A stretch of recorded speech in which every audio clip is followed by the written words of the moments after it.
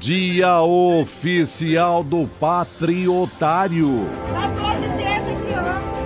Tentativa de golpe vira data comemorativa em Porto Alegre.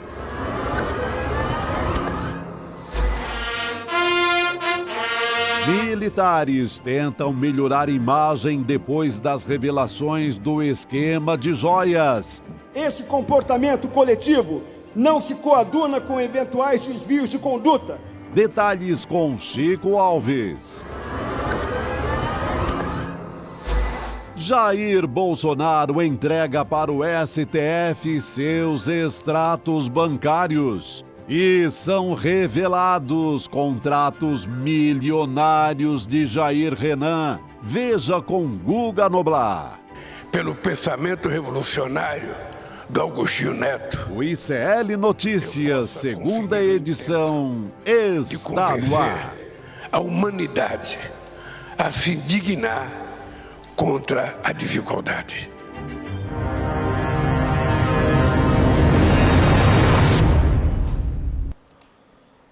Salve! Graças a Deus, hoje é sexta-feira, é vida que segue. ICL Notícias, segunda edição, está no ar. Muito boa noite, comunidade ICL, boa noite, Gabi, Gabriela Varela e meu queridíssimo irmão e xará Chico Sá. Falando eu aqui diretamente do Rio de Janeiro. Boa noite, Chico Pinheiro, Chico Sá, que mais uma vez estão combinando cores e não estão me avisando, né? Só eu que não estou sabendo das combinações. Telepatia, xará, telepatia, boa noite. Telepatia, sintonia. É isso aí, boa noite para você também que nos acompanha agora, sexta-feira, 25 de agosto de 2023. Você que nos acompanha nos canais Instituto Conhecimento Liberta, Eduardo Moreira, no YouTube. A gente tem também o boa noite para quem nos assiste de outras cidades aqui. São Pedro da Aldeia, Indaiatuba, Reino Unido. Sempre tem um ICL Internacional aqui também. Ribeirão Preto, Chapada Diamantina. Nossa, que delícia, Chapada Diamantina. Belo Horizonte, olha só, hein, Chico Pinheiro? Em sua homenagem aqui. Santos, Nova York e Campina Grande também. Que bacana esse pulo, Nova York e Campina Grande. Bom demais. Sensacional, gosto dos dois, viu? E o que a gente tem hoje de aniversário, hein, Chico Pinheiro? Hoje nós temos, para falar de Minas Gerais, eu vou começar hoje falando de Minas Gerais, então eu mando meu abraço aos riopombenses. Rio Pomba, que é o município da zona da Mata Mineira. Rio Pomba é um rio que nasce na Serra do Tugúrio e banha essa cidade que fica aos pés da Serra do Tugúrio. Olha que nome bonito. Rio Pomba, parabéns pelo seu aniversário. Cidade bicentenária, mas emancipada há menos tempo. Viva Rio Pomba, viva Minas Gerais. Viva Minas Gerais e viva todo o povo também, né, de Rio Pomba. Muito que bom. Brasilzão, né? Cada dia a gente faz uma viagem aí com esse aniversário e umas se conhece, outras não, mas que país. Que delícia. Vamos pedir aqui para o nosso pessoal, né, que está nos acompanhando, para a nossa comunidade de CL, aquele like. Vai aceitar o dedo do like, né, gente? Sim. Começou já sexta-feira e a gente já pede aqui logo de cara para você que nos acompanha ativar o sininho para não perder nenhum ICL Notícias. Cada 10 likes, uma cerveja depois do programa. Muito bom. Ixi, aí a gente vai se complicar também, hein, Chico Sá? Vai ser muito Não, fica na promessa, um dia que se encontrar a gente paga, né? É isso aí. Então deixa o seu like, manda o seu vídeo também, você que faz esse programa junto com a gente, com a nossa equipe. Manda o seu vídeo na horizontal, um comentário sobre o programa, sobre os assuntos que a gente vai discutir por aqui, pelo WhatsApp, 15 segundos, 11 98 899 2893. E com isso já passo a palavra para você, Chico Pinheiro. Eu quero falar de Brasil e de Minas Gerais. Eu me lembro, há 40 anos, estava eu na Praça da Liberdade, em Belo Horizonte, assistindo, ouvindo o discurso de posse de Tancredo de Almeida Neves como governador de Minas. Estávamos ainda sob o jugo da ditadura militar. Estávamos ainda sob a bota da infâmia, do absurdo. E Tancredo, eu estava ao lado de um grande mineiro, um grande poeta, parceiro de Milton Nascimento, Fernando Brant. Chovia uma chuvinha fina. E naquele dia, em 1983, emocionados, chorávamos juntos quando ouvimos Tancredo dizer: mineiros, o primeiro compromisso de Minas é com a liberdade. Quando ainda não havia caminhos e cidades nessas montanhas, os pioneiros, descortinando o alto horizonte, sentiram que nelas não haveria pouso para tiranos, nem chão para quimeras totalitárias. Porque Minas nasceu da luta pela liberdade e porque liberdade é o ânimo das pátrias. A nação surgiu aqui, na rebeldia criadora dos inconfidentes que nos deram por bandeira o mais forte dos ideais.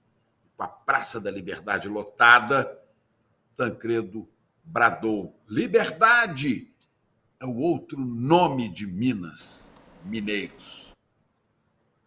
Me atento a um trecho desta fala maravilhosa do discurso de Tancredo Neves, quando ele disse: não haveria aqui pouso para tiranos, nem chão para as quimeras totalitárias.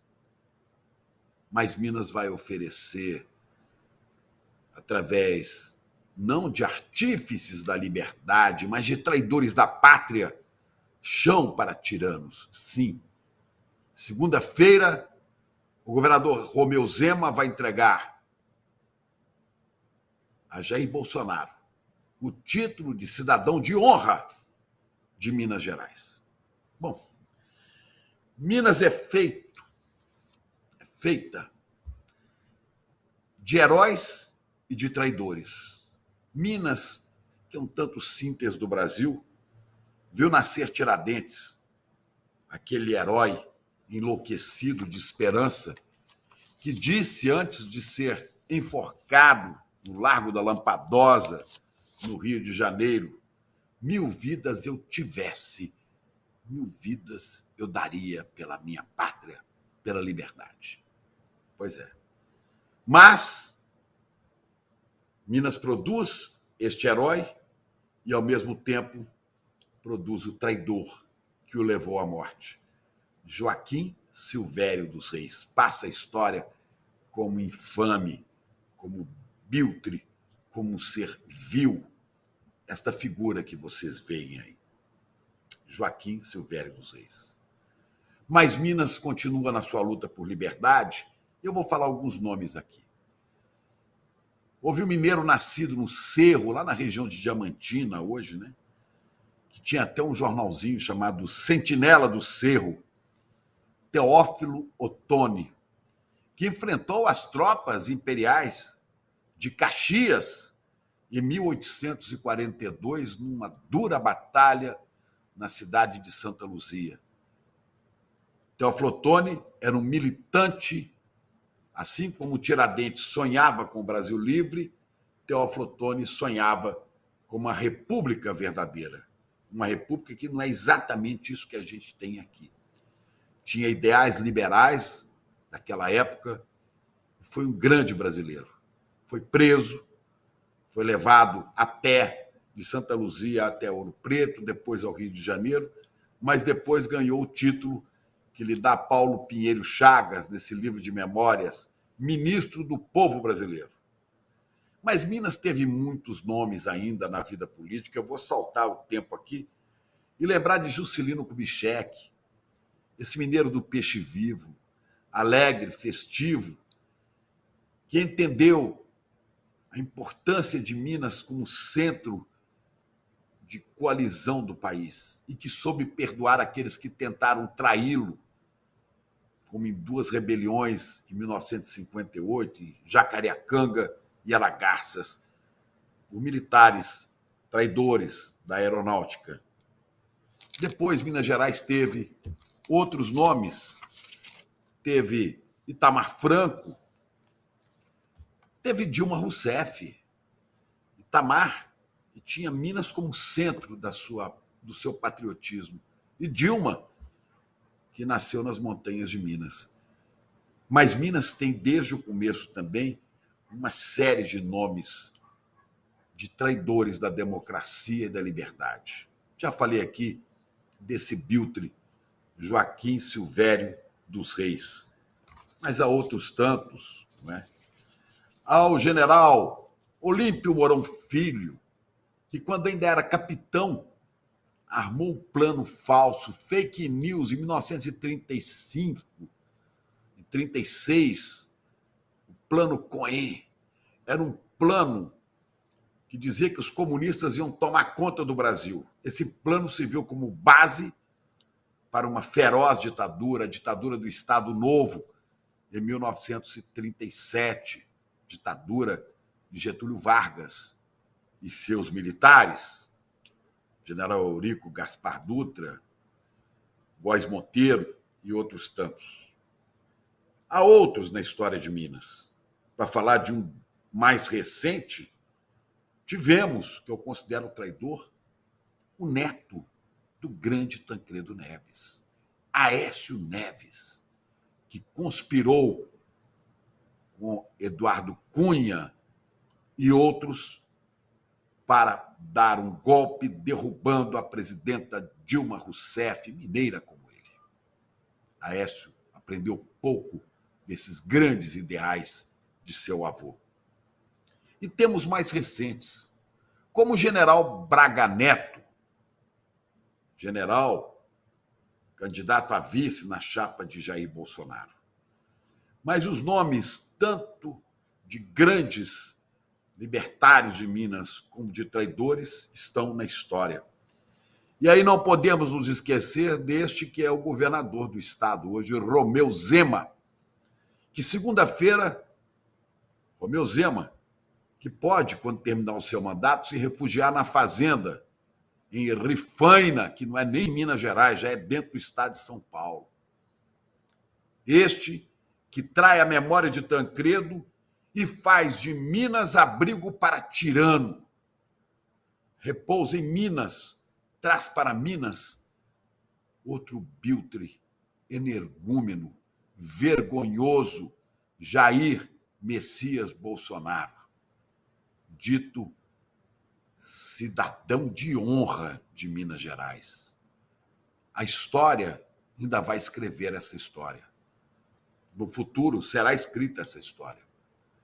E não faltarão mineiros como Carlos Drummond de Andrade, Pedro Nava, olha o Drummond aí, Pedro Nava,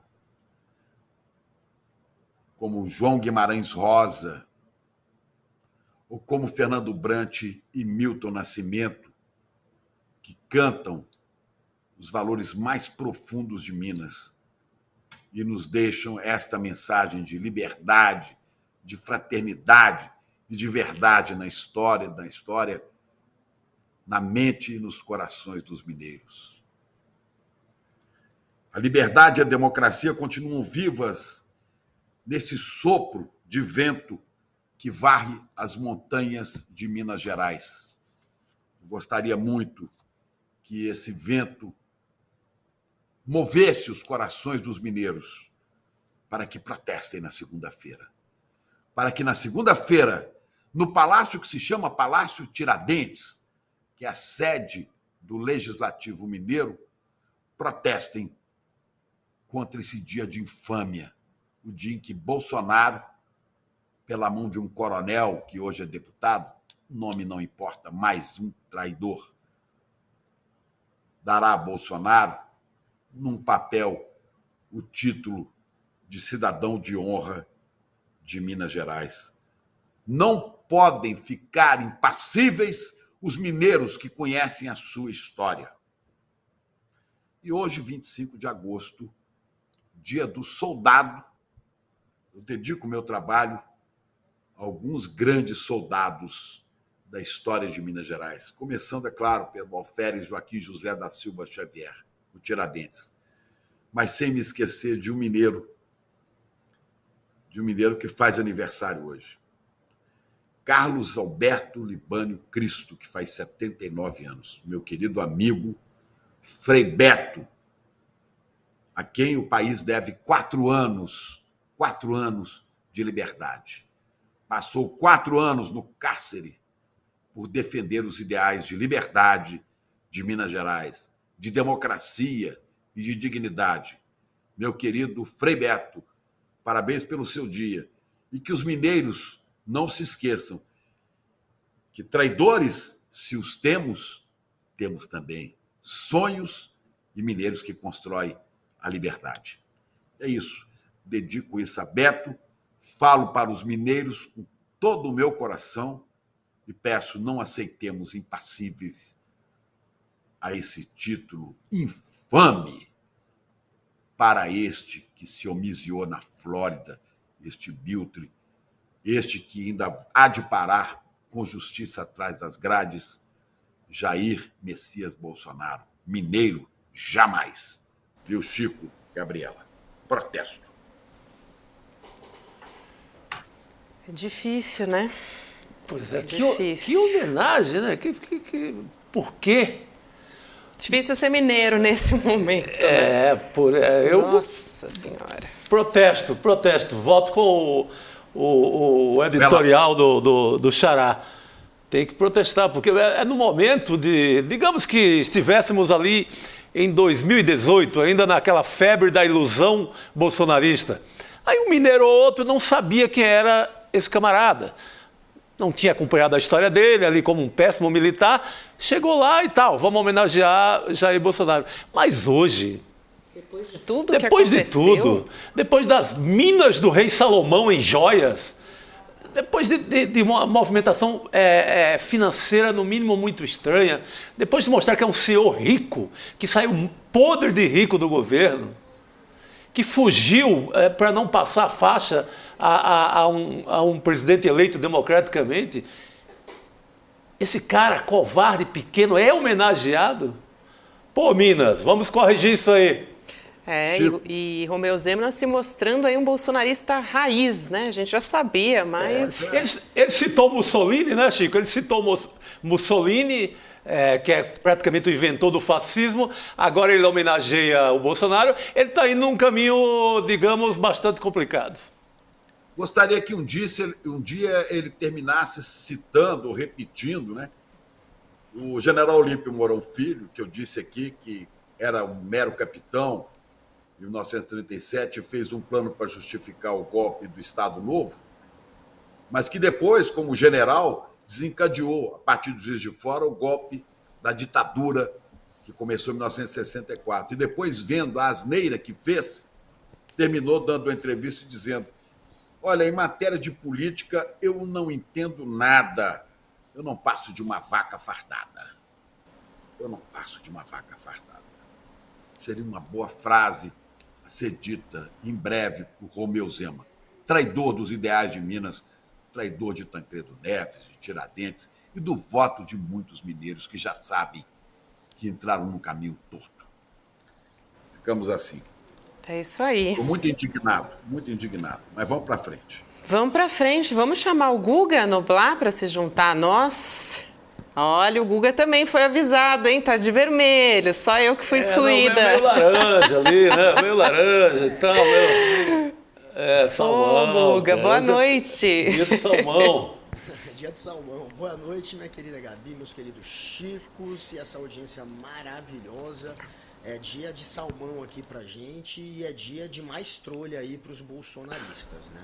Guga, o seu áudio tá meio baixo, não tá? Eu achei que era só pra mim, mas aqui, a culpa é minha. Agora sim. A gente quer te ouvir, Guga. Colocar sua voz pra fora. Guga, antes da gente começar aqui nosso assunto, só queria registrar aqui que muita gente repara aqui nos looks que a gente vem que a gente usa, né, no segunda edição. Temos críticos de moda Gabriel aí. Soares de Chico Charme está super elegante. É, Não é só a gente que repara, não. Não, hoje eu tô vestido, é um mineiro que tá me vestindo hoje. Olha só. Ronaldo Fraga. Corações de Minas Gerais. Não tô fraco não, hein? Não tá fraco. Não tá fraco mesmo, não. Minas é tudo de bom. A gente só tem que corrigir essa história aí que o Chico Pinheiro trouxe no editorial. Mas vamos seguir, né, Guga? A gente vai falar agora de Bolsonaro, diretor-geral da Polícia Federal. Vamos contextualizar aqui para quem nos acompanha. O Andrei Passos Rodrigues disse hoje, sabe aqueles 17 milhões, Sim. Chico Sá, Sim. que ele ganhou, né, recebeu dos apoiadores via Pix? Então, eles podem ser bloqueados se, entre aspas, levantarem margem de desconfiança.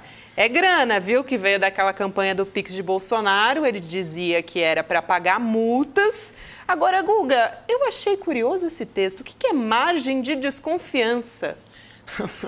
Olha, se encontrar algum indício de que há lavagem de dinheiro, de que a grana não foi doada via Pix apenas por eleitores, por militantes, mas que se aproveitou dessa campanha para tentar colocar um dinheiro dele, que ele não teria como justificar a origem, a famosa lavagem de dinheiro, aí, meu amigo, já era. E é muito estranho esse Pix de 17 milhões. A gente fica tratando essa grana, esse montante todo, como se fosse apenas dessas doações que ele pediu, né, via Pix da campanha que se iniciou em junho, mas não é bem assim. Esse dinheiro que o COAF percebeu ali é uma soma que vem desde janeiro deste ano. A campanha foi de junho a julho. Essa grana não, ela está ali sendo acumulada desde o início do ano. Então, esses 17 milhões não tem como origem ele todo a campanha por Pix. A gente não sabe o quanto ele levantou por Pix, nem a polícia ainda sabe direito, mas se eles perceberem que tem dinheiro sujo ali, aí ele vai bloquear essa grana. E repito, é dinheiro que vem desde o início do ano. Não tem como esses 17 milhões serem fruto apenas da campanha de Pix. É bom esclarecer também, a Márcia Cunha estava até falando, esse extrato bancário que o Bolsonaro entregou hoje, né, para a Justiça, ou melhor dizendo, né, para o Supremo Tribunal Federal, ele entregou esses extratos bancários e tem a ver com o governo dele, né? Então, não inclui esses 17 milhões de Pix que ele recebeu esse ano para pagar as multas. Então, só fazendo essa distinção, né, Guga? Exatamente. O Bolsonaro agora está querendo bancar o altruísta, está querendo bancar o cara que colabora com as investigações, já que está morrendo, claro, de medo de uma prisão preventiva. Então ele está nessa cascata de que está ajudando. Aí ele sabia, Xandão, desde o dia 17, já disse que ia pedir os extratos bancários dele, ele se, entre aspas, antecipou, pelo menos é essa a imagem que ele quer passar, e fingiu que está colaborando e está entregando. Só que são extratos que são de 2019 até 2022, o período dele como presidente. Não pega, portanto, nem essa campanha de Pix e não pega as possíveis vendas de joias que ele fez. E essas joias foram vendidas este ano. Ele levou para fora do Brasil, no avião dele, este ano. O leilão em Miami, em Nova York, aconteceu em 2023, ou era para ter acontecido, teve peça que não foi vendida. Mas o fato é que a transação aconteceu agora. E são transações que a gente já tem gravação do Marcelo Câmara e do Mauro Cid dizendo que tinha que ter o mínimo de movimentação financeira em banco. Isso está gravado, isso está em conversas que foram descobertas. Então, eles não entregaram este ano e também a gente sabe que a intenção era dar o dinheiro em cash. O pai do Mauro Cid, inclusive, foi usado para levar dinheiro em cash, dinheiro vivo, para Jair Bolsonaro. Então, além de não dar os extratos que mais interessam, que é o de 2023, a gente sabe que tem muito dinheiro que provavelmente entrou, segundo o que os próprios assessores deles disseram, via dinheiro vivo, sem movimentação financeira. Guga, e o que a defesa de Bolsonaro diz é que os maiores gastos de Bolsonaro nesse meio tempo que a gente está falando são sobre a venda de um carro e de uma moto aquática também, além do ressarcimento das despesas médicas, aquela história, né, da facada e todos os tratamentos, cirurgias envolvendo essa história.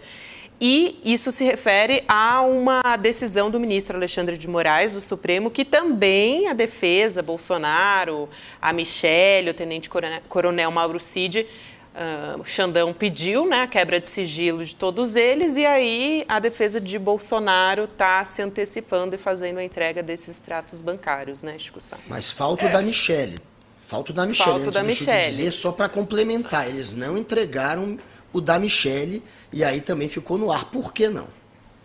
Sempre foi uma estratégia, eu lembro desde o Collor Gate, da queda do Collor, diante de qualquer suspeita de movimentação financeira, até o PC Farias fazia isso direto, que era o tesoureiro do Collor. Não, eu vou me antecipar e vou entregar meu... Aí você entrega ali, você faz uma edição ali, entrega a sua parte, por isso que eu... Está colaborando. Está colaborando. E outra, pode estar... Não é o fato de eu entregar meu extrato que não tem coisa ilegal lá dentro. Uhum. Sabe? Não é só entregar o extrato, porque eu mostrei meu extrato ali para simples conferência, eu estou livre do crime, não. Então, eu prefiro esperar o calhamaço oficial da quebra de sigilo. Obrigado, Bolsonaro, eu sei que você estava disposto a mostrar o extrato, mas eu vou esperar o do Xandão. Eu prefiro o que vem com o Xandão. Com perícia, né? Com perícia de quem realmente tem que fazer a perícia e sabendo que está completo, porque o que o Bolsonaro mandou, ao que parece, nas primeiras informações, está incompleto. Então, para se ter todo o respaldo daqueles que fazem a perícia, sabendo que está completo o extrato bancário, não deve-se ser o que ele entregou, deve-se ser aquele que os investigadores foram atrás. Chico Pinheiro. Resta saber se não há também dinheiro proveniente de venda de joias anteriores a essas que nós conhecemos, né? Porque pode ter recebido, olha, são dezenas, dizem que até centenas de viagens de filhos e assessores à Arábia Saudita. Então pode ter relógios brilhantes, diamantes vendidos aí durante esse governo, nós não sabemos ainda. Aliás, não vi ainda uma ação nem da CPMI, nem da Polícia Federal, né, lá na fazenda, agora já é tarde, mas na fazenda do Nelson Piquet, que, segundo consta, é onde mocosavam as joias e os presentes do seu presidente. O COAF vai conseguir dar conta disso e a Polícia Federal também. Né, vão descobrindo que dinheiro que entrou, sempre em dinheiro vivo, tá ok? Sempre em dinheiro vivo. O dinheiro vivo é bom, né? E assim desde das rachadinhas, do peculato, né, da família, tradição na família Bolsonaro. Até agora, há que se descobrir isso.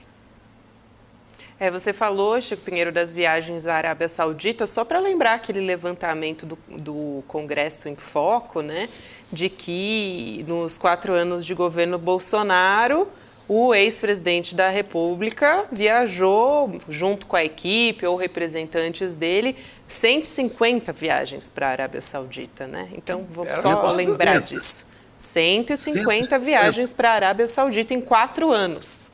Meu Deus do céu. Você veja que proximidade que o Brasil tem com a Arábia Saudita. Quantos negócios temos com a Arábia Saudita, né? São países praticamente irmãos. A Argentina, a Arábia Saudita, o próprio Estados Unidos. Que história é essa de 150 viagens? Eu acho que aí inclui também, viu, Gabriela, Gabi, inclui também não só viagens dele, mas dos filhos também. Sim, né? Representantes da equipe presidencial. 150. O que nós temos com a Arábia Saudita que justifique que o governo brasileiro vá 150 vezes lá?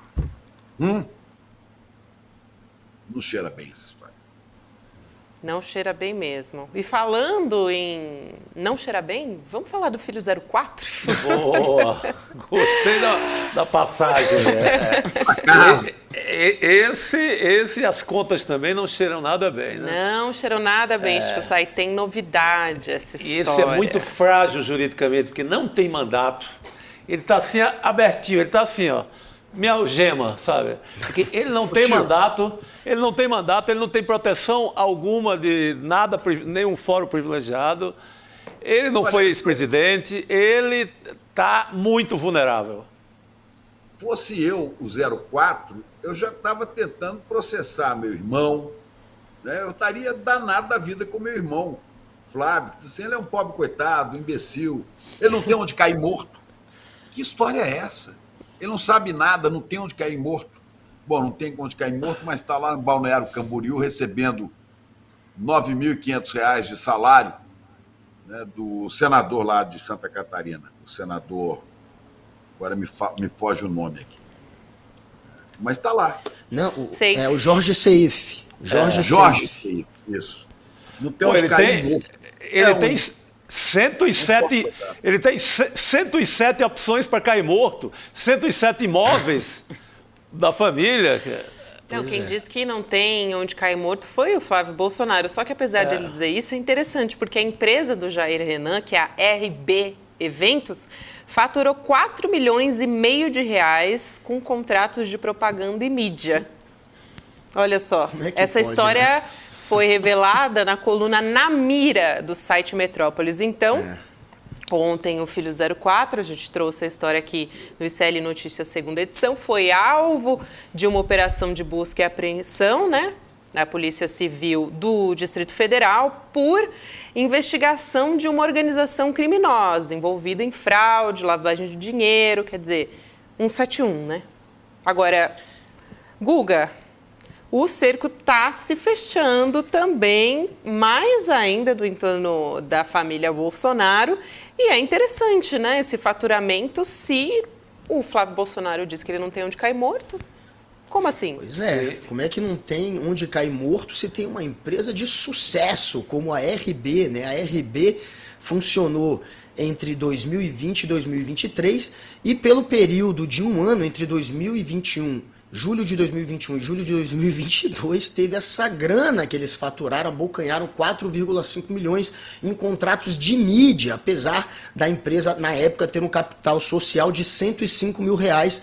Era uma empresa que não tinha histórico, que não tinha renda e que mesmo assim conseguiu contratos milionários. E aí o interessante é que depois o Jair Renan doou a empresa, doou a RB para o seu amigo Marcos Aurélio Rodrigues dos Santos.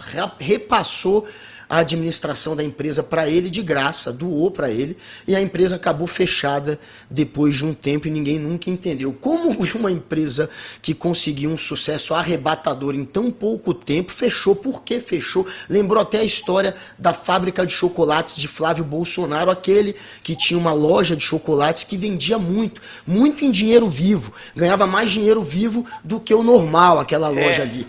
Faturava muito mais do que todas as outras lojas de chocolate da mesma marca em shoppings, e mesmo assim Flávio Bolsonaro também vendeu a parte dele e deixou o negócio. Por que eles abandonam negócios tão bem sucedidos? Temos Flávio Bolsonaro, temos agora Jair Renan, esse que está envolto numa série agora de suspeitas, já que está metido aí junto com o ex-coach dele de tiro, o Maciel Carvalho. Eles estão metidos numa história de criar uma centena de empresas para tentar esconder aí patrimônio, para tentar evitar imposto e para lavar dinheiro. Então, é essa situação do Jair Renan, que, como falou o Chico, não tem foro privilegiado. Já vai passar uns dias em cana, tem grande chance sim, se continuar surgindo todos esses indícios contra ele.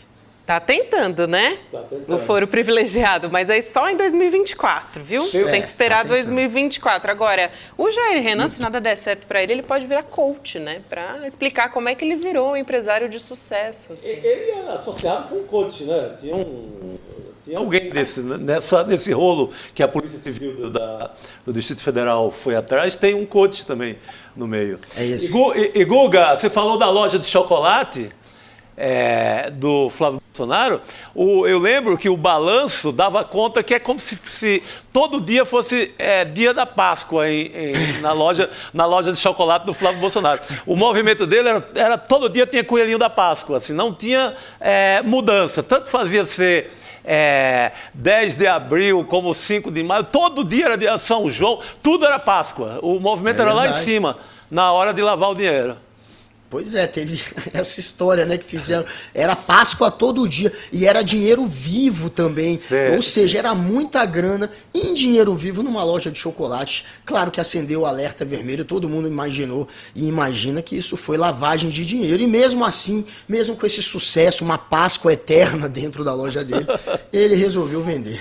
Ô, gente, e mesmo com essa história toda da família Bolsonaro, tem agora o Dia do Patriota, né? Não é só Minas Gerais que sai manchada aí com esse ato oficial ligado ao golpismo. Querem comemorar o Dia do Patriota.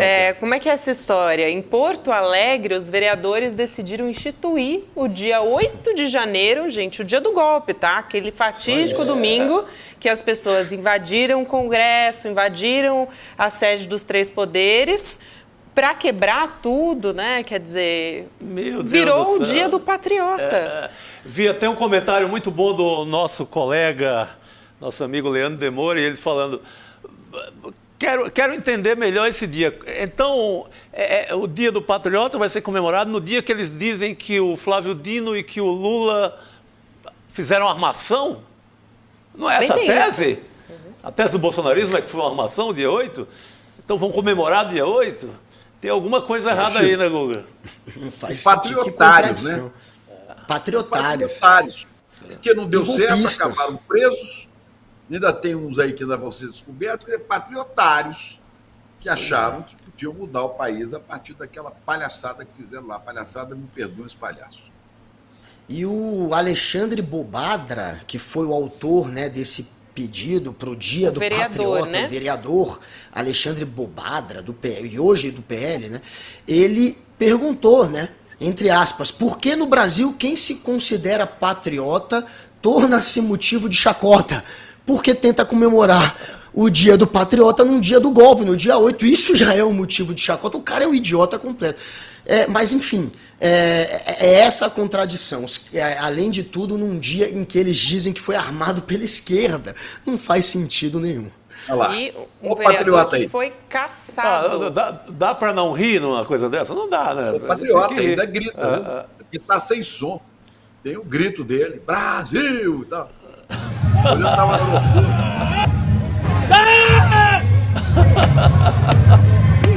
Pô, que assombração, meu Deus.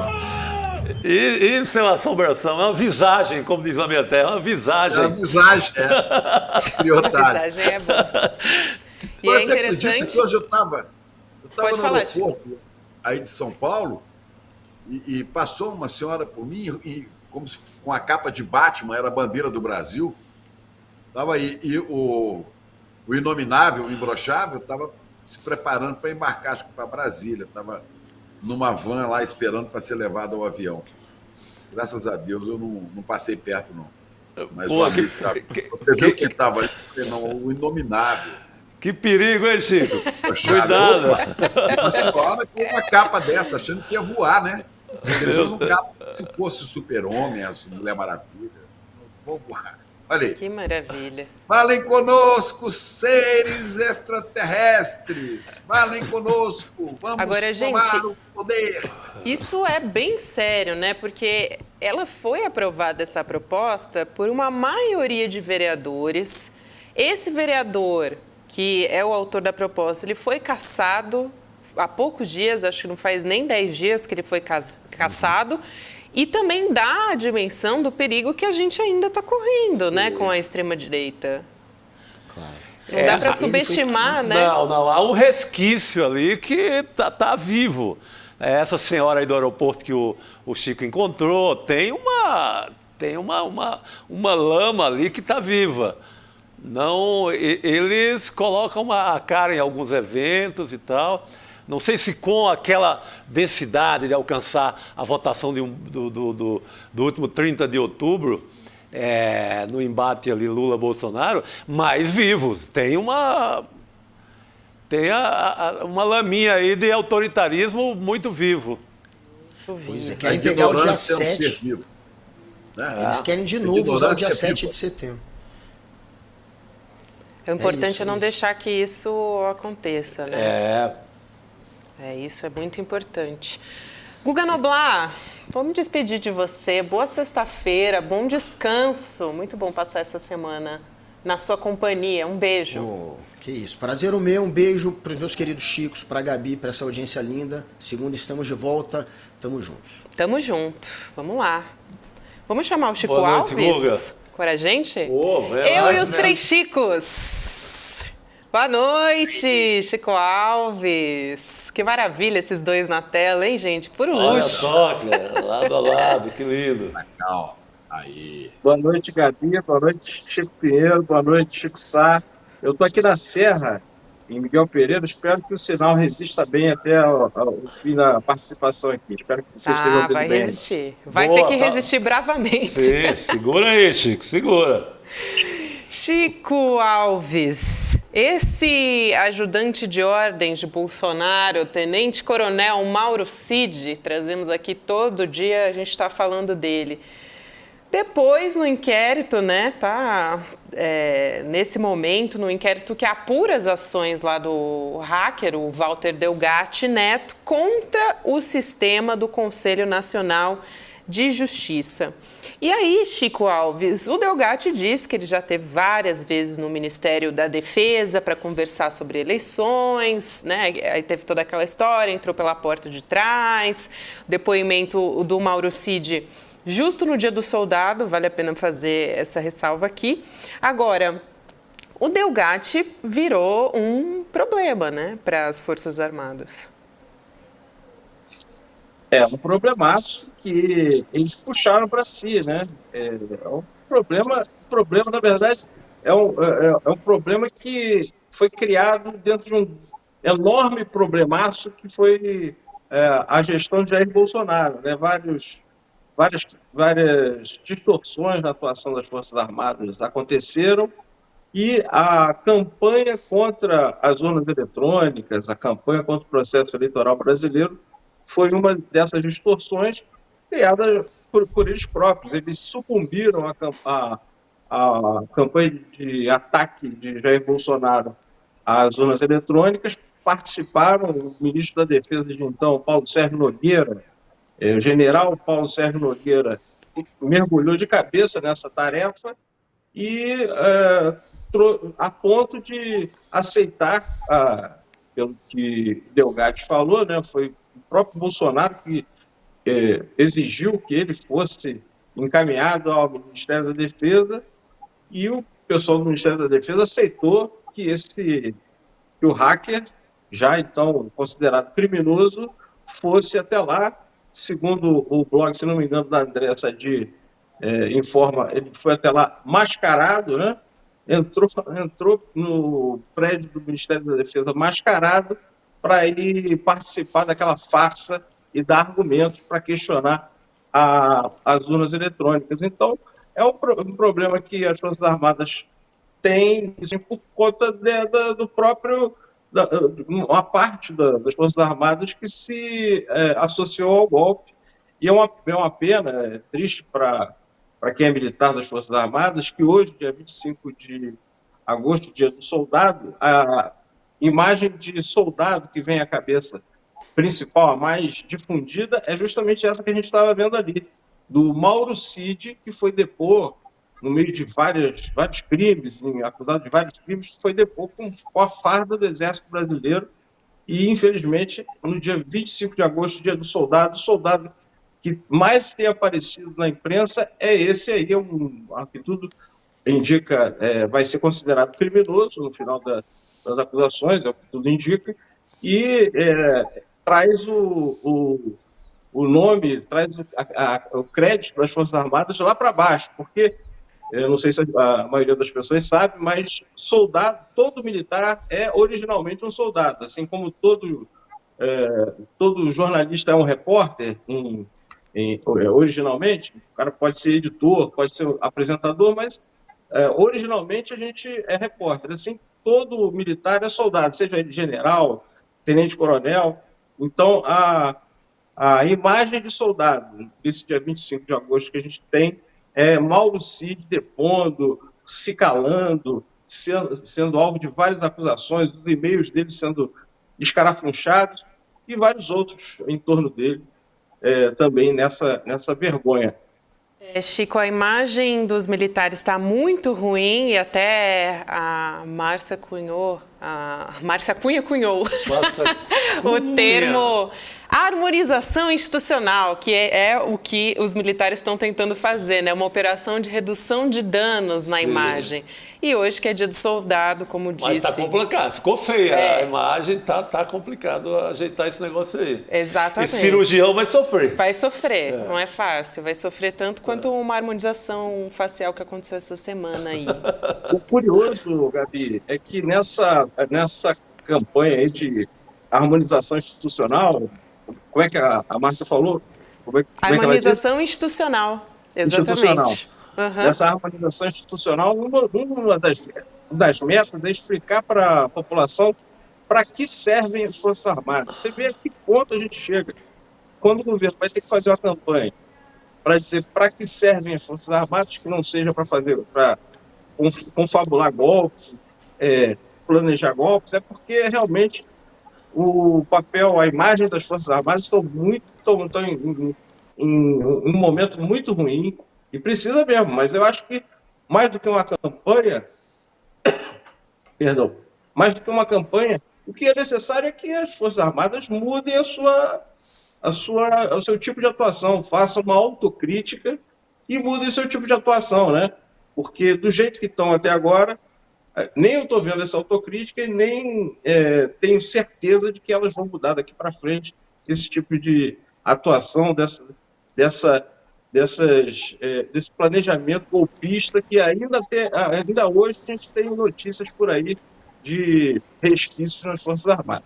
E tem o comandante do Exército fazendo um discurso hoje falando que eventuais desvios de conduta têm que ser punidos. A gente tem o vídeo do Tomás Paiva. Vamos dar uma olhadinha. Vocês são os fiéis depositários da confiança dos brasileiros, que só foi obtida pela dedicação extrema ao cumprimento da missão constitucional e pelo absoluto respeito a princípios éticos e valores morais.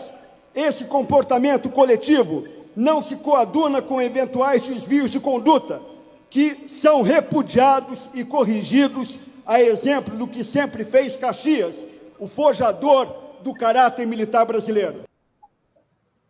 Pois é, então, eventuais desvios de conduta. Agora, eventuais? Não são mais eventuais, né? Você tem um roteiro de militar, pega joia, vende joia, derrete joia, pega a joia, vende a joia, coloca na conta do pai que é general, então não são eventuais. Falsifica a vacina. Então não é papo de eventuais. Tá lá, tá na conta, tá no extrato bancário de um general. E quando o Exército deixa um tenente-coronel, que nem esse Mauro Cid, vestir a farda para depor sobre crimes que não tem nada a ver com crime militar, são crimes de contrabandista, bandidinho pequeno. Quando deixa que ele vá fardado, ele passa a incorporar o Exército Brasileiro. Quer dizer, é o Exército Brasileiro que está sentado no banco dos réus, mas sendo acusado de quê? De falsificação, de peculato, de contrabando de joia, de tomar lá da cá. O Exército Brasileiro está metido nessa lambança a esse ponto. Deixaram vestir a farda, agora ninguém é capaz de tirar a farda do rapaz. Tá aí. Agora, Gabi, eu queria chamar a atenção para o seguinte: o general Tomás Paiva, apesar de toda a ênfase que os generais falam daquele jeito, aos arranques, né, gritando e tal, e como se estivesse falando uma coisa muito importante, nem sempre é. Dessa vez poderia ser mais importante ainda, porque ele disse que todos os desvios de conduta serão refutados e corrigidos. Faltou ele dizer que deverão ser punidos também. É isso que falta nas Forças Armadas. A correção não é só, vou tirar daqui e vou botar ali o sujeito que errou. Tem que Não, punir também. Porque o que acontece nas Forças Armadas é justamente isso. Se algum militar, principalmente oficial, é flagrado em algum crime, algum mal feito, ele é tirado daquele lugar e transferido para outro. Mas a punição é uma coisa muito difícil e é isso que faltou na fala do comandante do Exército hoje. E Mas tem tem um também, problema aí, né? Diga, CP. Não, tem um problema aí, é porque nós não sabemos ainda, talvez a Polícia Federal já saiba, ao apreender o celular não do filho Mauro Cid, do Lorena Cid, o pai dele, o general, né? Sim. Ali possivelmente há contatos, é provável, com vários outros generais e gente do alto comando. E aí fica difícil você dizer que vão ser punidos. Que hora que chegar nessa turma de 4 estrelas, 3 estrelas, como é que faz? Se chegar. Então vai continuar tudo do jeito que é, né? Vai continuar tudo do jeito que está. Se não tem punição. Os civis são punidos, eles próprios, militares, defendem que os civis que cometem crimes e malfeitos tenham que ser punidos, óbvio. Mas os militares não são punidos? Aí não dá, né? Aí continua tudo como antes. Aí não tem harmonização que dê jeito. Só paisanos serão punidos. E tem o outro caso que aconteceu essa semana, que vale a pena a gente recordar, que foi Lula reunido com José Múcio, os comandantes também militares. Isso foi na semana passada, na verdade, né? Ficou combinado que vai ser lançada uma campanha para explicar o que fazem as Forças Armadas. Olha a que ponto chegou, né? Sim. A gente tá nesse momento, saiu isso não foi hoje, na verdade, né? Essa história da campanha do Lauro Jardim, saiu no jornal o Globo. Agora, isso é claramente uma tentativa de harmonização institucional, né? Assim, de limpar realmente a Vamos mostrar bala. o que a gente faz, sei lá, somos nós que levamos a comida para as aldeias indígenas distantes, tentar de todo jeito. Aí você vai na memória imediata, você lembra de que há menos de um ano eles estavam junto com o Bolsonaro boicotando toda e qualquer política que pudesse beneficiar os indígenas. Já fica feio de novo. É muito difícil remendar a imagem das Forças Armadas sem passar, como disse o Chico Alves, por uma punição. Se não punir ninguém, se não punir nenhum general, se ficar tudo por isso mesmo, não tem campanha publicitária. Pode chamar os melhores publicitários do mundo para fazer um mesão ali e produzir as melhores peças do mundo, que não vai dar jeito. Pode juntar ali Nizango Anais, Duda Mendonça, Washington Oliveto, os maiores da face da terra em magia de publicidade, que não vai dar certo. Ô Chico, você sabe que eu fiz curso técnico de publicidade antes de fazer jornalismo. E a primeira lição que eu tive nesse curso técnico é o seguinte: não adianta boa propaganda para o mau produto. Então, se eles querem mesmo que a imagem mude, a gente tem que mudar as próprias Forças Armadas. Agora, ninguém está querendo aqui demonizar as Forças Armadas. É óbvio que, como você falou aí, são muito úteis em várias áreas remotas. São os militares que viabilizam medicamentos e constroem pontes e fazem vários serviços que são relevantes. Mas nesses últimos anos, a gente viu muitos desvios, e esses desvios têm que ser punidos, têm que ser corrigidos, como disse o comandante, e punidos, porque senão essa parte ruim fica se sobressaindo aos serviços que as Forças Armadas prestam ao país. Perfeito. Bom, tem que lembrar que elas custam 124 bilhões e 400 milhões de reais por ano. 124 bilhões de reais para as Forças Armadas. Mais de 70% disso gasta com pessoal, folha de pagamento. O sujeito aposenta com o mesmo salário. Se ele morrer, a viúva tem o salário. Né? Se não for a viúva, a filha que não casou recebe salário. E tem que ter um dinheiro para comprar um uísque, um champanhe, uma picanha, uma prótese peniana, né? Perder o senso de ser brasileiro como todos nós, os demais brasileiros, paisanos, como eles gostam de dizer. Também, aqui, perdi o nome da pessoa que nos lembrou disso, CP, mas vale a pena ressaltar mesmo essa história de quando o TCU revelou que o governo Bolsonaro beneficiou indevidamente 79 mil militares com o Auxílio Brasil, né? Sim, e aí, sim. a gente não sabe, inclusive eu procurei aqui, pelo menos eu não encontrei o que foi feito a partir disso, né? Por determinação do TCU, deveria ter sido devolvido. Devolvido. Não Muito se sabe. simples, quer beneficiar, dá dinheiro para os caras. Mas dê para o cidadão comum também, quer dar dinheiro para ele, dá para os outros. Mas não é o auxílio, né, Auxílio Brasil ou Bolsa Família, não. Dê também aposentadoria com salário integral, socorra a viúva no momento. Ora, por que é que essa casta tem privilégios em relação a todos os outros que ralam o dia inteiro no Brasil? Ora, me poupe. Me poupe. E vamos falar de outros desvios de conduta, que tem aquela investigação da Polícia Federal revelando que o tenente-coronel André Luiz Cruz Correia, aquele militar do GSI que participava lá dos grupos de Zap, sabe, Chico Sá, golpistas? Sim. Ele fazia a segurança presidencial do presidente Lula e fez pelo menos 5 viagens nacionais e internacionais com o presidente Lula. Nossa, voando com o inimigo, o filme. Isso, ele foi exonerado já, né? Mas mesmo assim é uma falha absurda na segurança do presidente Lula, né? Daí que, lembra que alguém mandava os relatórios pro Cid, não é, Chico? Lembra que alguém, Chico Alves, nosso CP... A gente tem que identificar, né, Chico? Aí os 3 Chicos. CP, CA, tem que ser... Chico Alves. Mas lembra, Gabi, daquela história que na caixa de e-mails lá do Mauro Cid... 17 mil e-mails. Dos 17 mil e-mails, chegaram alguns e-mails dando conta das viagens de Lula, dizendo o que ele fez, para onde ele foi e tal. Era esse tipo de gente que viajava, inimigos que viajavam ao lado do Lula. Pô, como não bastasse o 8 de janeiro, ainda tinha os caras dentro do avião. Pô, para com isso. Pois é, mas olha, esse caso aí é típico do que a gente estava falando antes, da falta de punição.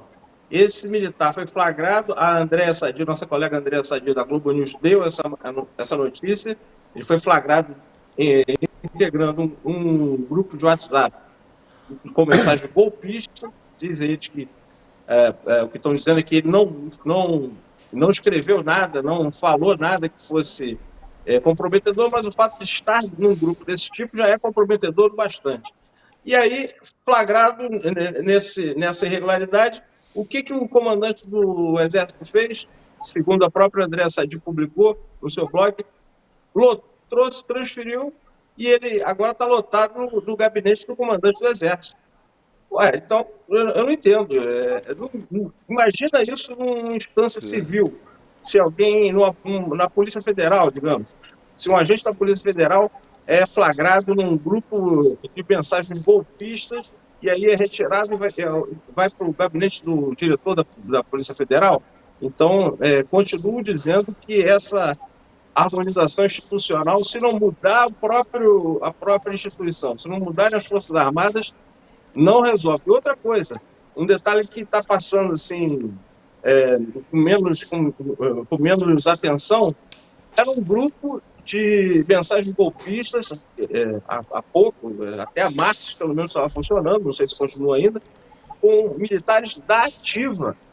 Não era só esse de segurança do Lula que estava lá, não. Eram militares, outros também eram da ativa. É a notícia que dá a Andréa Sadi. Então, militares da ativa estavam, não sei se estão ainda, com um grupo de WhatsApp ativo, com mensagens golpistas contra o presidente da República. Opa, tivemos uma falha aí, Chico Alves. Então, como é que pode mudar a imagem da que eu digo, assim, militares da ativa estavam integrando um grupo de WhatsApp com mensagens golpistas contra o presidente em exercício e contra o ministro Alexandre de Moraes. Militares da ativa. Então, como é que quer mudar a imagem das Forças Armadas desse jeito? Assim não tem jeito. Não tem jeito. Se continuarem fazendo política, não dá. Estão na eleição ainda, estão em grupinhos fazendo fofoca política, não dá. É golpe, né? Sugerindo golpe, né? Mais do que a política já seria ruim se fosse propaganda para um ou para o outro. É mais que golpe, mais do que política, é golpismo, né? Então, esses todos têm que ser identificados, não só esse, que era a segurança do Lula, não deveria estar no gabinete do comandante do Exército, e os outros têm que ser identificados e todos eles deveriam ser punidos. Vamos ver se serão.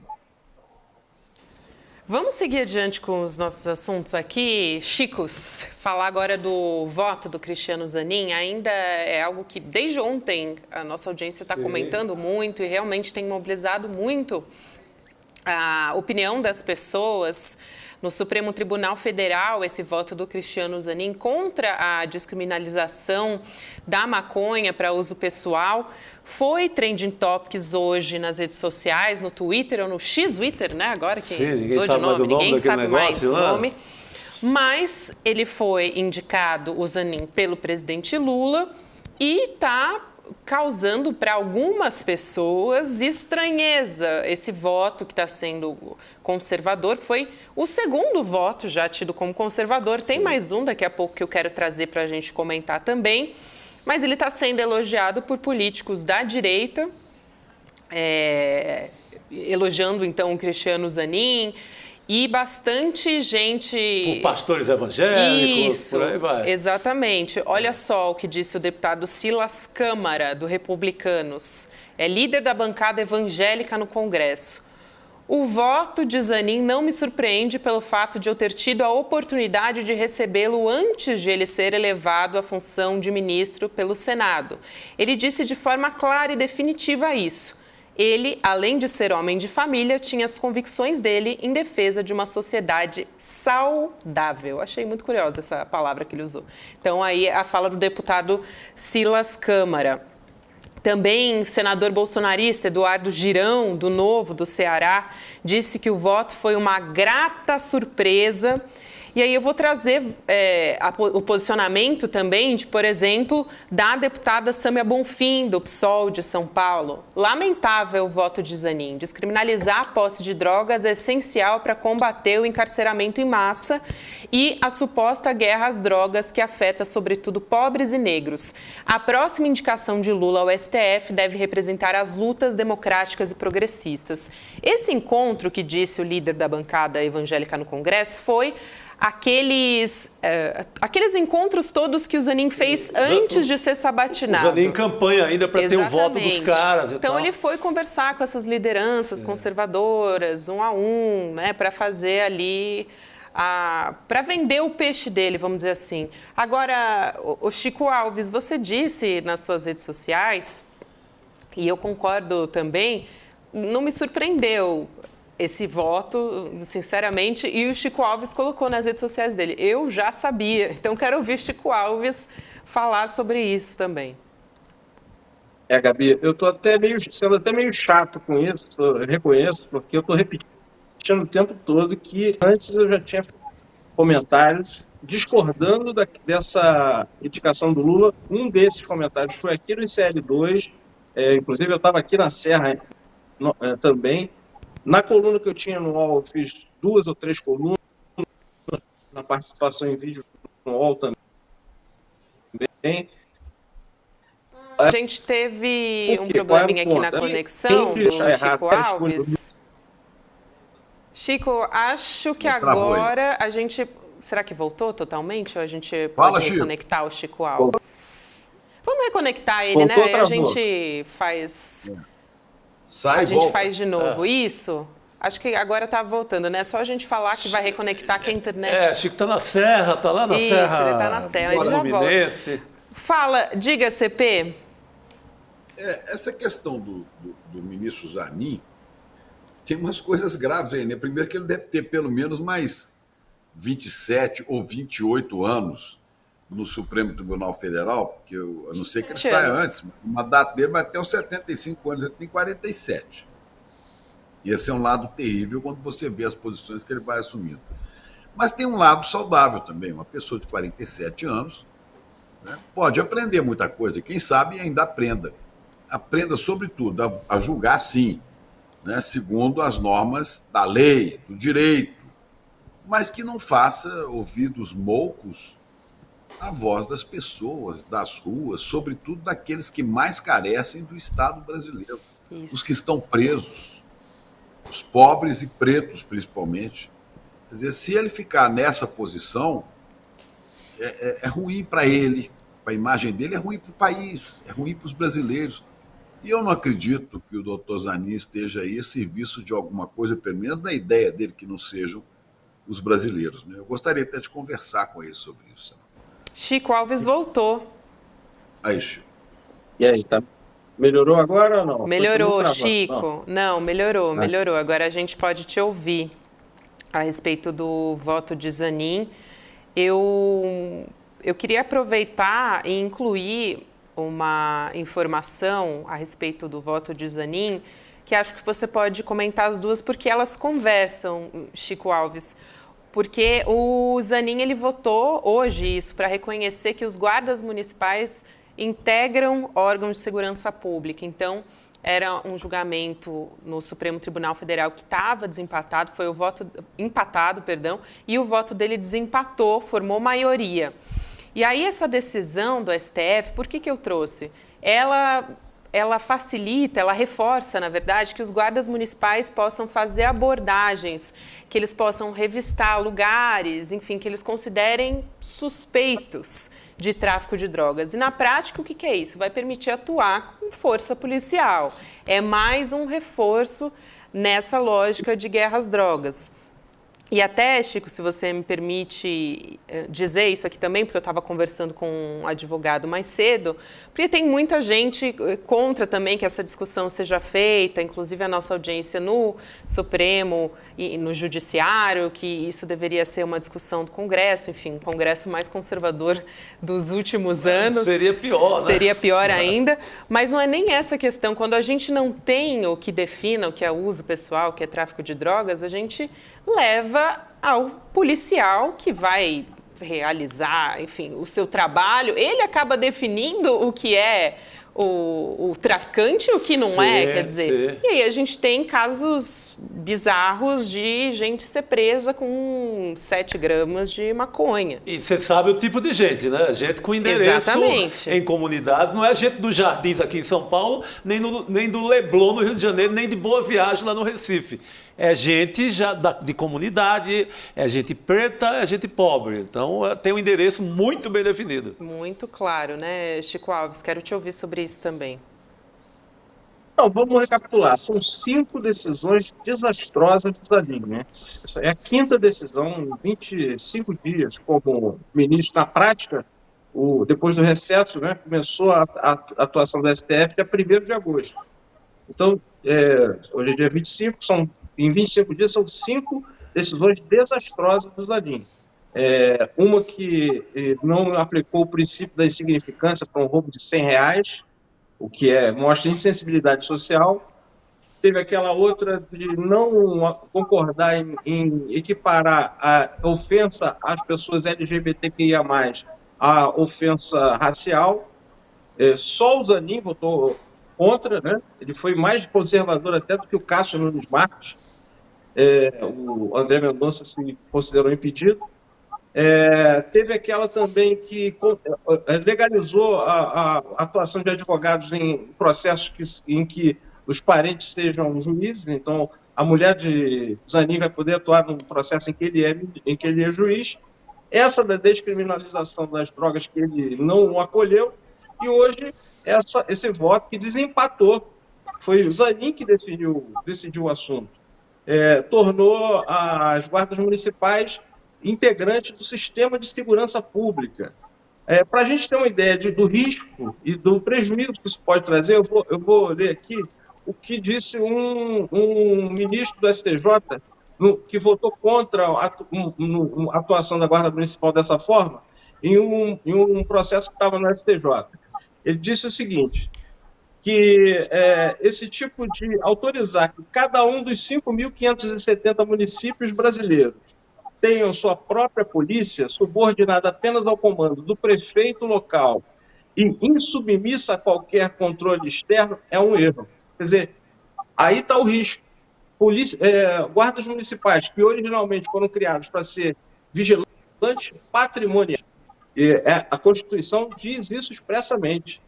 Eu conversei há pouco com o doutor Pedro Serrano, que confirmou, a Constituição diz, né, que o guarda municipal é praticamente um vigilante um pouco mais equipado para proteger os bens do município. Passam a ser também integrantes, vão ter poder de polícia. E, mais ou menos na linha com aquela ideia de refutar a descriminalização das drogas, quem é que vai sofrer? Os guardas municipais despreparados, comandados por prefeitos nos rincões mais distantes do Brasil, tendo papel de polícia. Os mais pobres, mais uma vez os pretos, né? As pessoas, o pessoal da população mais fragilizada. E só para terminar, Cássio Nunes Marques e André Mendonça votaram contra as guardas municipais serem incluídas no Sistema Nacional de Segurança Pública. E Zanin desempatou e votou a favor. É quase milícia, hein, Xará? Quase milícia. Chico Alves, vou me despedir de você nessa sexta-feira, mas pode concluir. Até pior, porque aí fica oficializado, né? Aí não tem nem contestação. Aquela jurisdição lá, se o prefeito for desses prefeitos que a gente vê por aí, né, em lugares distantes, fora do alcance da mídia, ele vai ter o poder de mandar a guarda municipal em cima da turma lá e é oficial, não tem contestação. Exatamente. Não, você está fora do alcance da mídia, não. Se pegar aqui alguns prefeitos aqui do próprio interior do Rio de Janeiro, aí da Baixada Santista, Baixada aqui, você vai ter um monte de prefeito que com a milícia dessa na mão é um perigo. É um perigo. Você imagina uma guarda municipal não bem treinada, inspirada num prefeito que a gente tem vários aí, né? Complicados. Isso é uma loucura, isso é uma loucura. É militarização do país, isso aí também é fruto de bolsonarismo. Chico Alves, muito obrigada. Boa sexta-feira para você. Chico que travou, eu acho, né? Não deu tempo de despedir. Tá travado lá? Puxaram o cabo de Chico Alves. Voltou. Os ares da serra, são os ares da serra. Bom descanso, Chico. Bom descanso aí na serra. Um beijo para você. Chico se foi. Tinha congelado lá. A internet dele hoje estava puxada. Mas seguimos aqui, né? A gente vai falar sobre o Julian Assange. Ele está aqui no Brasil. O pai dele, né? Do jornalista Julian Assange. Ele está no Brasil para divulgar um documentário sobre o Julian Assange, filho, e tenta evitar a extradição dele para os Estados Unidos. O Assange está preso, só para dar um contexto, para quem não conhece a história, desde 2019, depois que o site que ele criou, o Wikileaks, divulgou mais de 700 mil documentos do governo americano sobre a guerra do Iraque e do Afeganistão, e por causa disso, basicamente por fazer o trabalho dele, né, Chico Sá, ele está sendo acusado de 18 crimes, incluindo espionagem. A Heloísa Vilela, nossa repórter, fez uma entrevista com ele e a gente vai assistir e comentar aqui na sequência. It isn't part of the story. John Shipton fala baixo, quase sussurrando. Mas os olhos brilham quando descreve as mudanças que vê em andamento no mundo. Por exemplo, a reunião dos BRICS essa semana na África do Sul. Eram 5 países, agora muitos outros querem entrar, diz ele. E BRICS, destaca, começa com B, de Brasil. E foi em Brasília que John se reuniu com representantes do Ministério dos Direitos Humanos e com o ministro Paulo Pimenta, da Secretaria de Comunicação. Pai do criador do Wikileaks, John está por aqui para o lançamento do documentário Ítaca, A Luta de Assange, que mostra a perseguição do jornalista preso na Grã-Bretanha há 4 anos. O filme mostra a história da perseguição de Assange depois de passar 7 anos protegido, mas trancado, na Embaixada do Equador em Londres. Julian teve a coragem de divulgar em 2010 documentos que mostram os crimes de guerra que os Estados Unidos cometeram no Iraque e no Afeganistão. John ainda se lembra quando o filho contou que ia lançar uma plataforma para que as pessoas pudessem divulgar documentos secretos de forma segura, anônima. Isso pode ser interessante, pensou ele, mas nunca imaginou o tamanho do desafio que o filho abraçaria.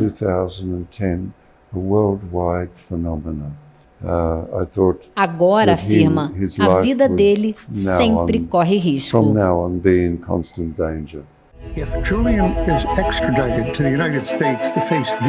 No documentário, John se recusa a falar da pessoa de Julian, como era na infância, como é hoje, porque não está defendendo somente o filho, mas um direito mais amplo, global, humano, o direito à informação.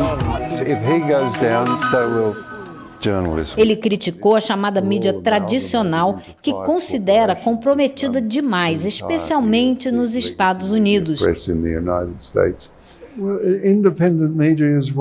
Mas é aí que os olhos brilham, quando fala da mídia independente se multiplicando pelo mundo afora. Eu não gosto da palavra esperança. Prefiro fé, diz ele. E nessa multiplicação das mídias independentes, ele acredita com todas as forças. Acha que só assim o mundo vai mudar. E mais, diz que país algum sobrevive muito tempo suprimindo a capacidade de sua gente.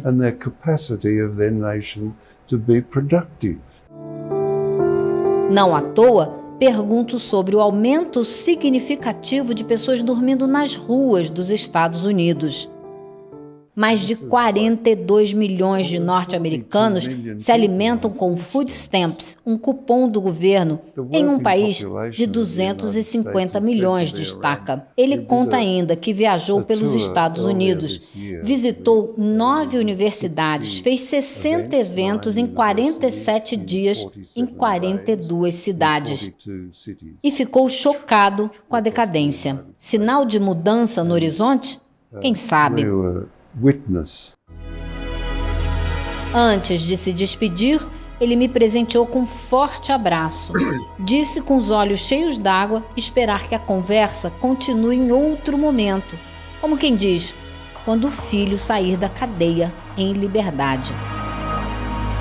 Para essa conversa acontecer, John precisa do apoio de meio mundo e está em busca de um por um desses possíveis aliados.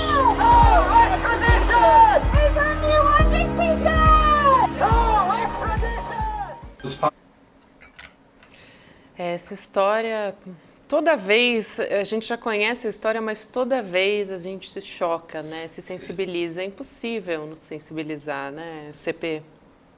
Quanta hipocrisia, né, dos Estados Unidos da América, os guardiões da liberdade de imprensa, liberdade de expressão. Mas de que é acusado Assange? De mostrar o lado podre da política americana no exterior, de mostrar os assassinatos cometidos sob ordens do presidente do Pentágono, no Afeganistão e por aí vai. E agora a pessoa que revela este lado podre, né, pode ser punido. Quanta hipocrisia desses que apontam os dedos para os nossos países, né, às vezes até com alguma razão, aqui ou ali, né, apontam o dedo para vários dos nossos países da América Latina, né, dizendo que a imprensa age mal, né, ameaça, mas eles fazem pior, despejam todo o peso desse império hipócrita em cima de um jornalista que nada mais fez a não ser cumprir o seu dever e cumprir de uma maneira heróica, porque ele sabia que estava exposto a esses riscos, né? Eu gostaria de ter feito o trabalho que ele fez, mas eu teria medo, deve ter tido medo de fazer o que fez, de mostrar as entranhas podres do sistema da Casa Branca dos Estados Unidos da América. É isso. Agora você imagina... Esse papel de hipocrisia, né? Agora, você imagina também para esse pai, né, que está fazendo uma jornada em diversos países para apresentar a história do Julian Assange. Ele esteve, inclusive, em várias cidades brasileiras para apresentar o documentário sobre a história do Assange. Ontem foi em Porto Alegre. E aí o Leandro Demore, nosso colega, gravou um vídeo emocionante com o pai do Assange e disse que vai mostrar para o Julian Assange. Vamos ver como é que foi. Começar a filmar e eu vou pedir o seguinte: da próxima vez, ó, tô filmando vocês, tá? Da próxima vez que você falar com o Julian e puder mostrar um vídeo para ele, você mostra esse vídeo dizendo que o Brasil está desejando que ele saia e que ele possa viver uma vida como ele prometeu para você. Ele prometeu que não vai mais entrar em encrenca, vai viver como um monge. Então ele pode viver como um monge no Brasil. Então essa galera vai bater uma salva de palmas para Julian.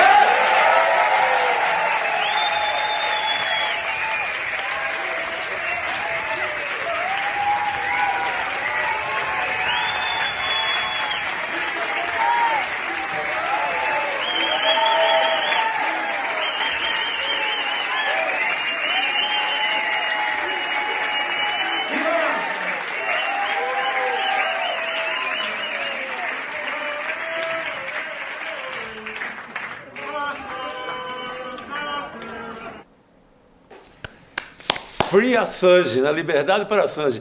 Porque Fiquei arrepiada com o vídeo. Que bonita essa luta desse pai, né, Chico e Gabi? Que bonita a luta desse pai, né? Tentando e mostrar o óbvio. Quem vai ser condenado vai ser o jornalismo.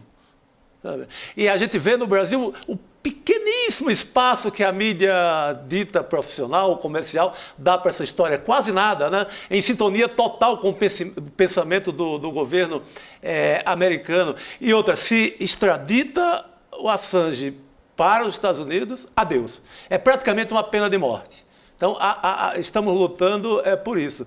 E você pega entre os líderes do mundo, os governos do mundo, pouquíssimos deram apoio.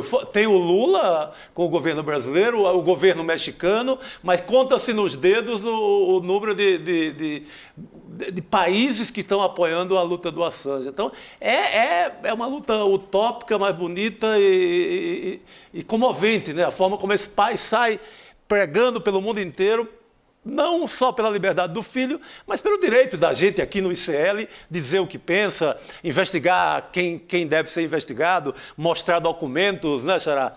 É essa luta bonita que faz o pai dele. A gente está Teve várias oportunidades de assinar um documento anistiando. Não, nós erramos, né? mas não fazem isso. Ele mexeu com as entranhas do poder armado, do poder do império. Isso custa caro, né? Mas vai seguir sendo um pouco o nosso ídolo, o nosso líder, né? Porque se a gente não for capaz de posições como a que ele tem, as posições dele, a gente não está fazendo mais jornalismo. Temos que falar, doa quem doer, mesmo que seja na gente. É isso, nossa, isso aí. Dói na gente, realmente, Sim, né? poxa, a gente sente na pele, assim, do Julian Assange. Dá também os parabéns pelo Demore, né, por fazer por mediar. O Demore fez a conversa, esse evento, né, lá em Porto Alegre. Exatamente, foi muito importante. E esse vídeo, olha, eu fiquei emocionado de ver. Imagina se esse vídeo chegar realmente no Julian Assange. A gente espera que chegue. Dá uma animada, né? O pai dele falou que não gostava da palavra esperança, mais da fé. Mas eu boto tudo no mesmo pacote. Esperança, fé, juntar tudo isso para salvar quem fez jornalismo. É isso. Talvez o pai não conheça uma maneira de se falar de esperança que nos foi ensinada aqui no Brasil por Paulo Freire, né?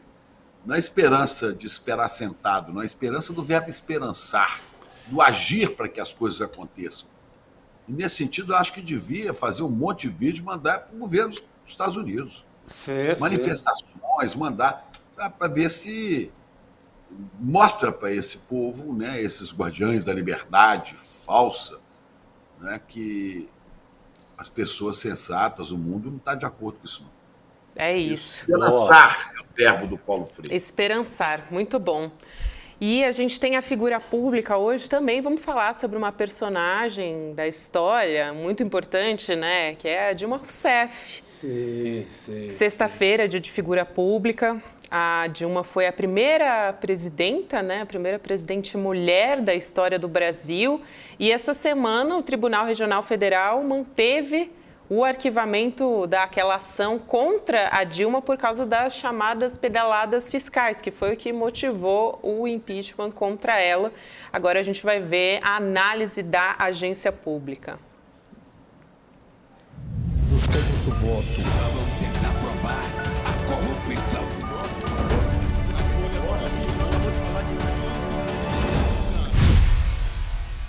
Hoje vamos falar de uma mulher que deveria estar nos principais cadernos de todos os jornais do país. Vamos falar dela.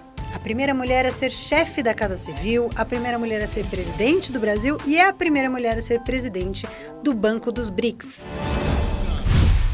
Essa semana houve duas notícias muito importantes que não ganharam as manchetes. Primeiro, o Tribunal Regional Federal da Primeira Região confirmou por unanimidade a decisão de arquivar a ação que acusava a Dilma pelas tais pedaladas fiscais que justificaram seu pedido de impeachment em 2016. Acabam de derrubar a primeira mulher eleita presidenta do Brasil, sem que haja qualquer justificativa constitucional para este impeachment.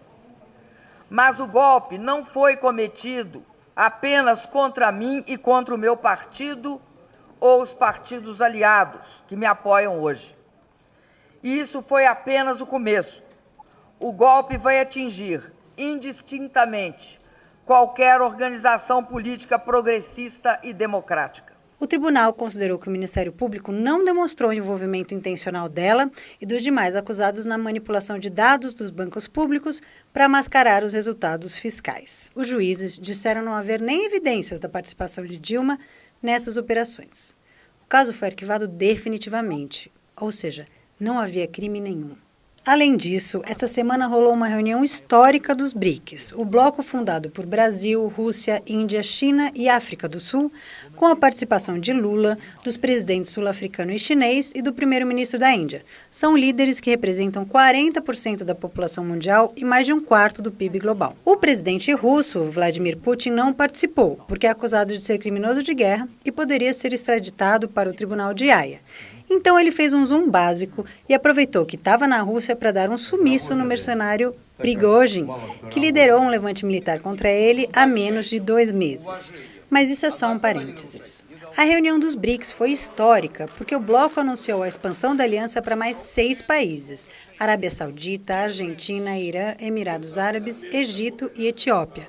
Com isso, o BRICS passa a ter 35% do PIB mundial e 46% da população. E mais, o Banco dos BRICS anunciou que vai começar a conceder empréstimos nas moedas sul-africana e brasileira. Isso é parte de um plano para diminuir o domínio do dólar no sistema financeiro internacional. E quem é a presidente do Banco de Desenvolvimento dos BRICS, que deve ser fortalecido e se ampliar depois dessa cúpula? Dilma Rousseff. Agora eu te pergunto, não seria óbvio que os jornais brasileiros deveriam dar uma entrevista de página inteira com a Dilma? Qual é a visão dela para o Banco dos BRICS? Como o banco vai equilibrar a presença de países que sofrem sanções dos Estados Unidos sem ele mesmo sofrer sanções? E, é claro, como ela se sente ao ver que a justiça brasileira não considera as pedaladas um crime? Ela pensa em buscar compensação pela injustiça? Não sabemos, porque o nosso jornalismo está em falta com a dimensão histórica de Dilma Vana Rousseff. E não é de hoje. Por isso que aqui no ICL e na agência pública, sim, ela é a figura pública da semana.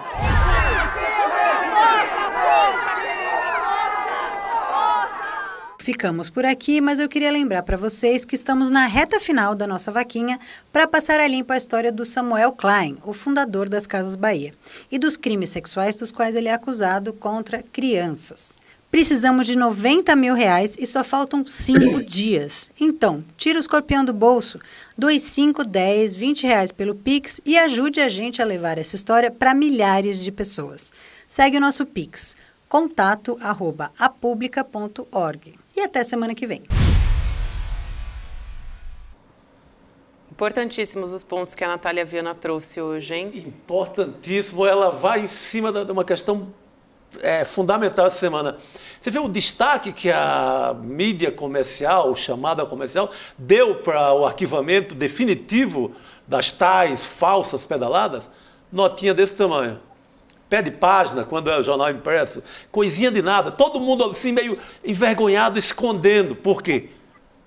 Porque fizeram aquele festival contra Dilma, né? Fizeram aquele massacre, verdadeiro massacre. Teve jornalista convocando gente para Paulista para derrubar Dilma. Isso não é papel de um bom jornalista. Então, envergonhado, agora, Chico, você viu, ninguém deu nada. Ninguém deu nada. Era para ser manchete do Jornal Nacional. Eu falo do Jornal Nacional porque é o principal da televisão, mas vale para SBT, para todas as TVs. Era para ser manchete em todos os portais, para qualquer um. Sabe, não só ficar no ICL, na pública, na imprensa dita independente ou alternativa. Isso era obrigação, depois da mentira, do Festival de Mentiras, era obrigação. E olha, a gente só vai crescer como no jornalismo no Brasil se a gente pedir esse tipo de desculpa. Chegar num dia que é arquivado, pedir desculpa a Dilma, pedir desculpa. Colocar um erramos monumental no céu de São Paulo, de neon, erramos. O jornalismo tem que ter essa grandeza. Tem que ter para avançar, para melhorar. E o maior beneficiado pelo golpe dado em Dilma, daí vai receber uma homenagem segunda-feira com um cidadão de honra de Minas Gerais. Acorda, Minas! É isso, vai dar meu recado final. Vamos chamar os melhores momentos da semana agora? A gente vai ver os momentos do ICL Notícias, segunda edição, que chamaram a atenção nessa semana. Vamos lá.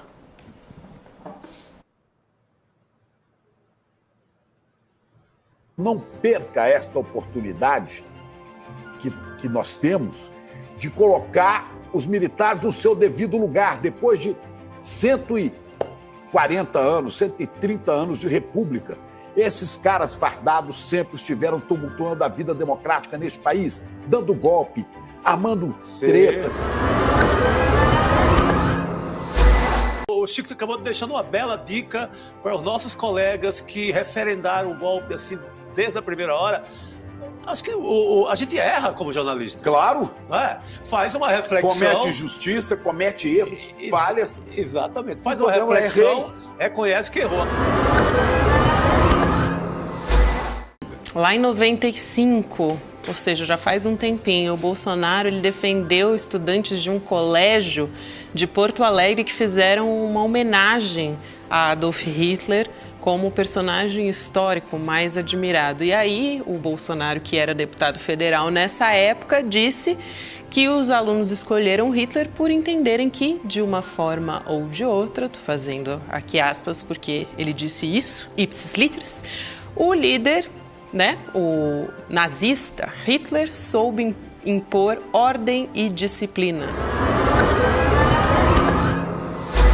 O líder do golpe é quem? É quem repassa a ordem. Quem está repassando a ordem para um empresário abonado, cheio de dinheiro e muita influência também entre o empresariado. Ele, Jair Bolsonaro, mais uma vez à frente do golpe. Hoje foi um dia complicadíssimo, apesar de aparentemente não ter acontecido nada, né? A gente chegou lá para a CPMI às 9, disseram que só ia começar às 11. Às 11 não começou nada. Daqui a pouco veio a notícia que foi adiado para as 2 da tarde. Às 2 da tarde veio a notícia que estava cancelada. Deus, pátria, família e suruba. No caso do capitão, pelo menos, né? Qual deles? O capitão de Manaus que se gaba Menezes. de participar das Qual farras. deles? Que podia ser Coronel Menezes. Sodoma e Gomorra bolsonarista.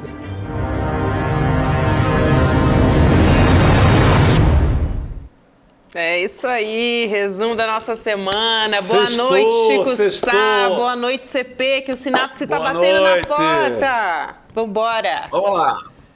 Beijo, até semana que vem. Sinapse agora com Roberta Garcia, César Calejão e com a ativista social Karina Santos. Beijo, até segunda. Até mais.